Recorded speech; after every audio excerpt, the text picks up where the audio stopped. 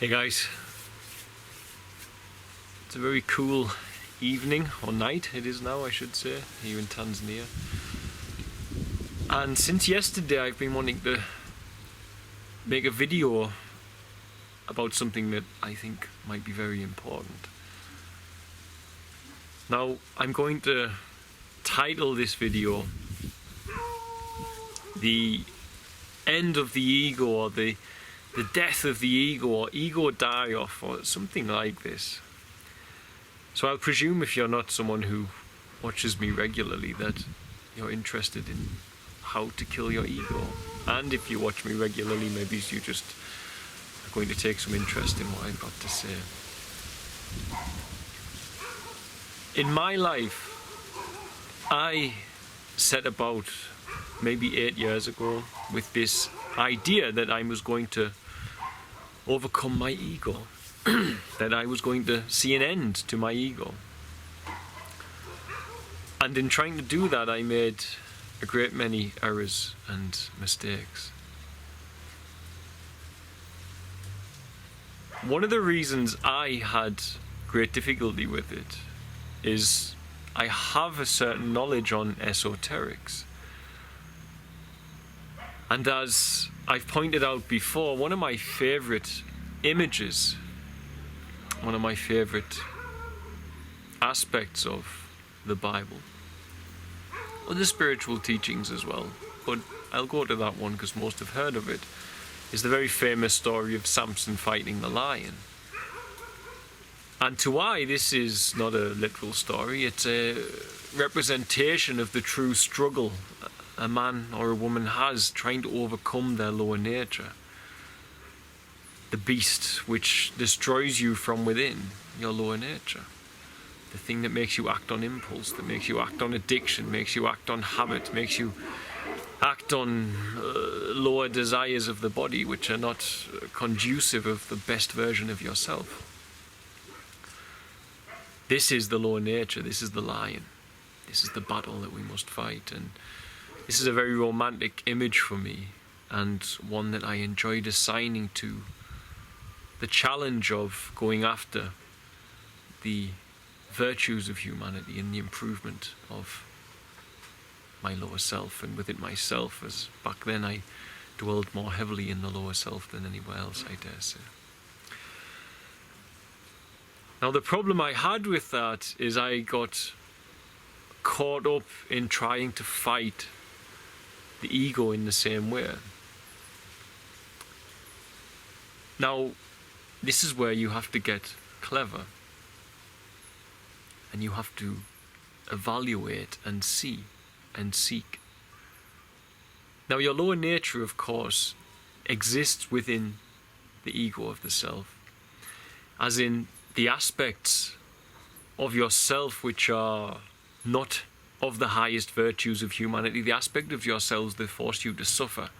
For instance, desiring and overindulging in certain desires will always leave a human being, if those desires are material or not, with a sort of hangover, and thus then seeking something else to fill that void. And of course, then you get caught in the trap of seeking to be free of desire. In other words, you desire to be free of desire. And this is why the Buddha begins his teachings with this, because by the time you get to the full understanding, you realize that to desire to be free of desire, the answer dwells within there, that you can't. And thus you need to find another way. So when I first started understanding the ego, I began to see that certainly within my ego, my lower nature was there. So I began trying to slay it. I began trying to wrestle with it. I began trying to overcome it. And thus this fight ensued, and I blamed my ego for everything. I'm suffering because of this thing. I'm doing these bad habits, these addictions because of this thing. I've got to hunt it down and get rid of it. And if you're in that position that I was in back then, a realization came to myself, and the way that realization can come to others is if you're now struggling with your ego and you feel that your ego is causing you these problems, the best thing I can say to you is go away and find your ego. Bring it back to me and show me it. Show me the problems that it's causing you and the harm it's causing you. But go and find it first. You must find it. Locate it for me. Come back. Explain to me where it is. Explain to me what it's doing and show me the problems it's causing you. And the problem you then have is that when you go away and you look for it, you can't find it. It's not there. You know, this camera I'm talking to you on, it's there. This tree that's blowing around to my left, it's there. It's part of a reality which is something we can connect to, we can touch. To find your ego, you have to go within yourself and truly look. And when you look for it, you, in the journey of seeking it, to find it, to present it to someone, be it a loved one or whomever it may be, or present it to yourself, as I tried to do. I tried to find my ego and show myself my ego and the problems it was causing me. And in that journey of looking for it is how you overcome it. For when you overcome it, you realize, in the overcoming of it, the realization is that it's not there. It's an illusion of your mind. It's the illusory you. It exists only within side of your own thoughts and thinking. If you sit quietly and still, that collection of memories and thoughts and problems that the ego often is, we feel like, is causing this suffering for us, it's not actually part of reality. And it's in trying to find it that you can overcome it, because it's in trying, only in trying to find it, can you realize it doesn't exist. Now that sounds a little complicated, because all of a sudden, how do you then overcome your lower nature if it doesn't exist? How is it that we're acting out? Why do we have so many able-bodied young men who should be here backing up people like myself and others who are trying to help innocent children, and we need the manpower, we need the drive, we need the collective intention of others to do it? Yet why are so many disempowered and addicted to alcohol and pornography and ways of life that are not fulfilling for them, or are caught inside a system that was designed by not the most pleasant of expressions of human nature, that forces persons to be trapped to benefit the small minority?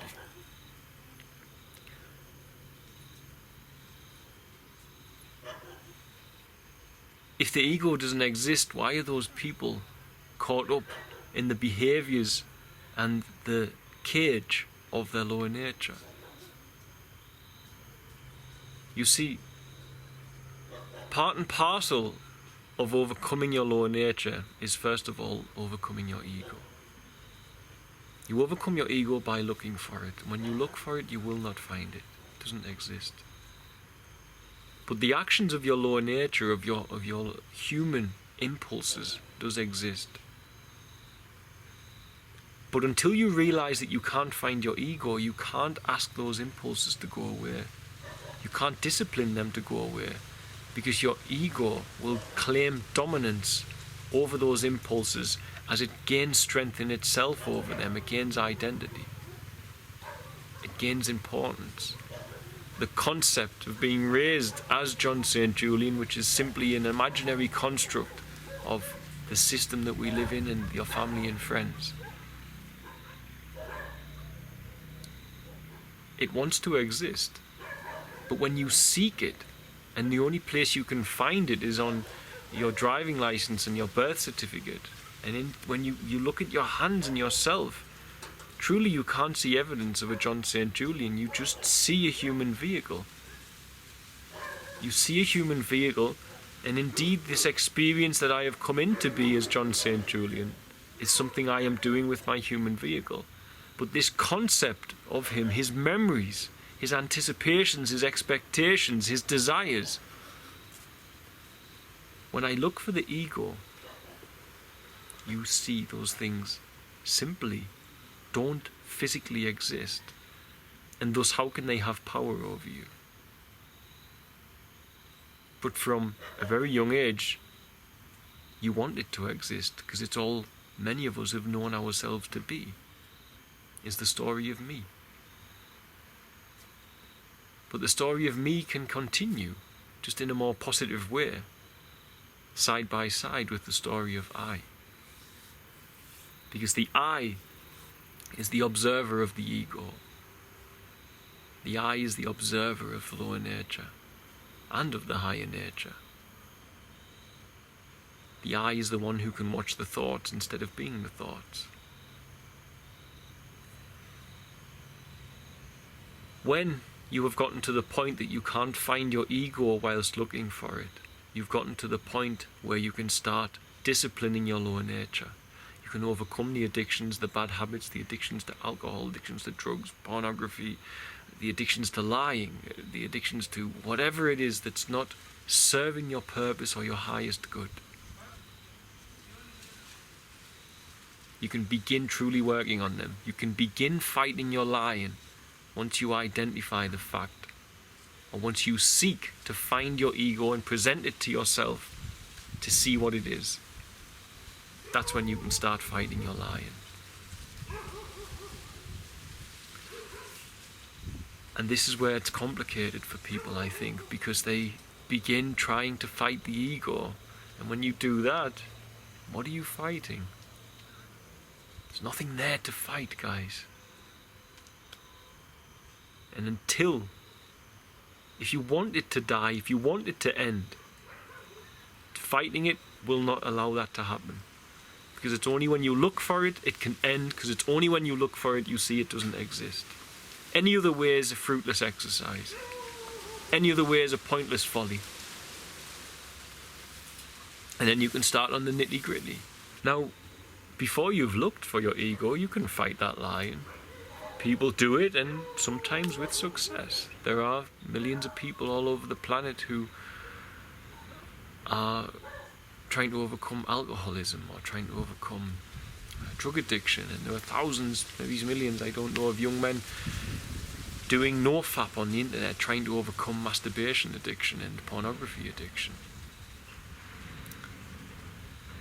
But what I'm speaking of is not fine-tuning your nature or overcoming a destructive force in your life. That is indeed fighting your lion. That is Samson fighting the lion. Don't get me wrong, that is what they are doing. They are improving and they are trying to be a more virtuous human being. But in the spiritual pursuit of aiming for the virtues, the high virtues of a human, if you want to start that full fight with your animal nature, seek the ego first. Because the ego will make you suffer and you won't have the energy to go for the fight. Seek it, look for it, show it to yourself, show it to someone else, present it to me, present it to anyone. Make that your goal, because you can't do it. And when you can't do it, you could only come to the realization it doesn't exist. And this cleanses you, it puts you into this point of being able to have such a still mind that taking a hold of that lion, you can do with all of your force and all of your might and with all of your intention in life. And when you can do that, you can become a force that can work alongside God and creation and service to others. Because you no longer suffer. You're no longer slowed down by your own suffering.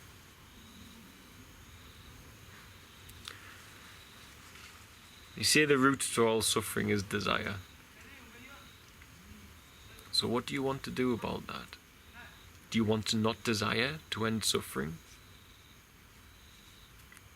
For those of you with a understanding, then you've entered the loop of suffering again because you're desiring to end the desire. So how do you end the desire? You end that which desires. And that which desires comes in two stages. The identity, the collection of your thoughts, anticipations, and wants for the future. Your ego. Look for it. You don't find it? Then you can overcome and reprogram the lower nature of yourself so as you control your desires. You'll never be free from desire. Never.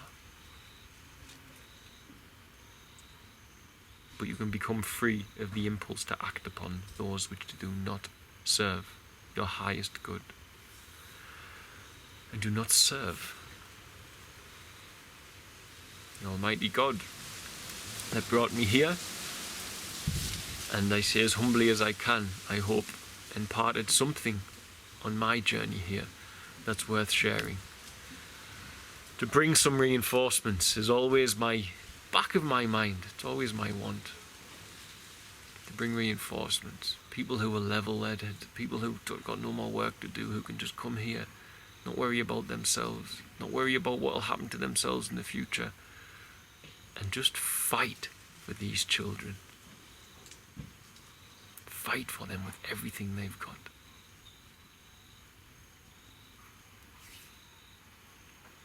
But not many do.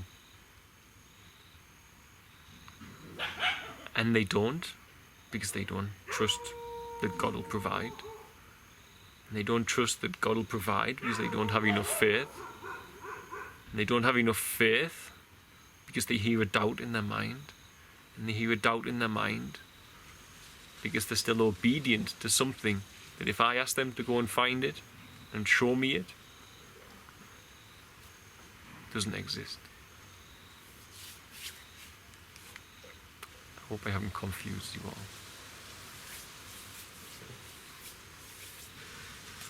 The best way I can describe it. Good night. God bless. Bye. Meditation of an ancient kind, exhaling through my third eye. Stand strong in what I know. Stand aside from the ego. And as your days turn into night, through the breeze I hear you cry. And I believe in you. And I believe in you. And I will pray for you, boo-boo. And I will pray for you.